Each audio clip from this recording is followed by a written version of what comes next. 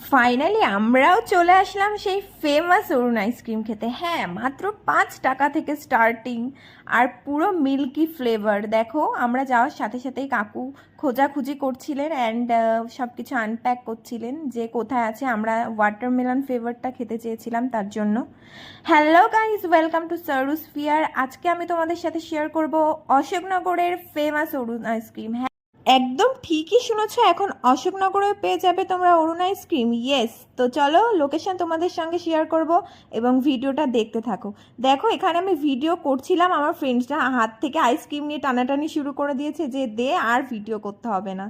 এবার ও খাওয়া শুরু করেছে, আমিও দেখাবো। সত্যি এটা ট্রায়ো ফ্লেভার ছিল এবং অনেক সুন্দর খেতে। প্রত্যেকটা ফ্লেভারই পুরো মিল্কি অ্যান্ড অনেক টেস্টি।